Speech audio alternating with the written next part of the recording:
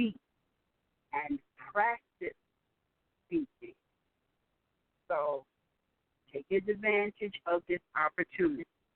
So we're going to pick up on Chapter 4. Chapter 4 is entitled The Children of the City.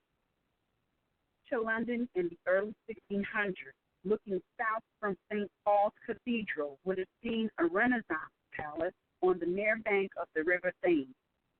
It stood where Blackfriars Bridge is today, deep red in color, bordered on the west by the rambling courts of the Temple and on the east by the Fleet Ditch, pushing the filth of London into the Thames.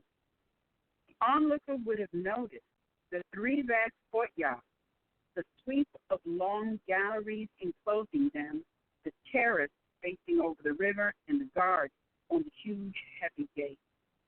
This was Bridewell, earlier by the young Henry VIII, to house visiting rulers and ambassadors, and sometimes the king himself.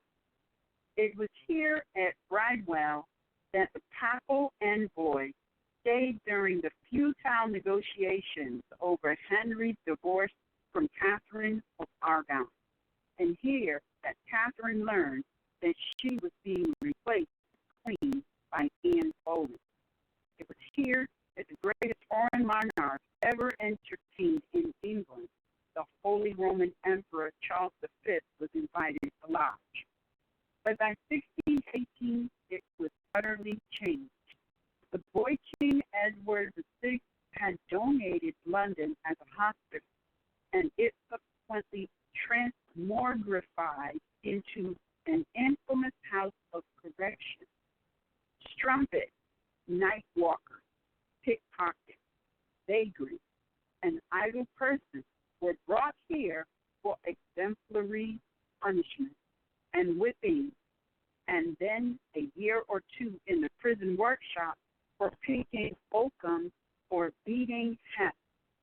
Innocent and guilty, hundreds at a time were packed in to undergo the Jacobean. If Bridewell was the chosen holding pen when Thomas Smith, his assistant Sir Edwin Sandys, and the Lord Mayor of London agreed a plan to sweep London clear of street children and ship them to the colonies in the New World. It would later hold many others also destined for the colonies. The roundup began on 8 August when constables seized 3 boys and a girl and lodged them in Bridewell. They were told that they had been judged vagrants and by court order were being held for Virginia. Over the next 6 months, another 108 boys and 28 girls aged between 8 and 16 years old were brought in to join them. The following February, they were lined up in Bridewell so that representatives from the Virginia Company could take their pick and the shipment began. The first 100 children arrived in America around Easter time, 1619, 4 months before the arrival of a shipment of black slaves that had attracted more attention than any other, and which will be examined at the end of this chapter. Another 100 followed, then another shipment, and another. Children would die before they reached adulthood. Idea of transporting vagrant children had been floated in the early days of Virginia when the company first came under pressure to provide a faraway dump for the unwanted. Hugh Bleak, the English consul in Lisbon, marked it in 1609 in a letter to Thomas Wilson, secretary to the king's chief minister, Robert Cecil. Lee's reports usually concerned the suspected crossing of English Catholic refugees. Child labor was a novelty.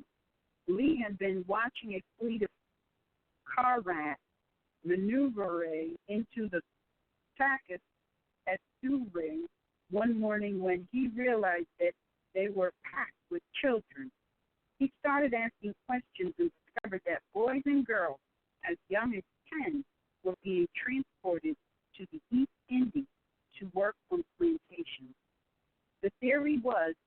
young bodies would acclimatize better than adult bodies to the searing heat of tropics. Considerable numbers being shipped out, 1,500 on board the 5 carriers that had attracted these attentions. In his report to London, the consul suggested that England take a leaf from the Portuguese book and try child labor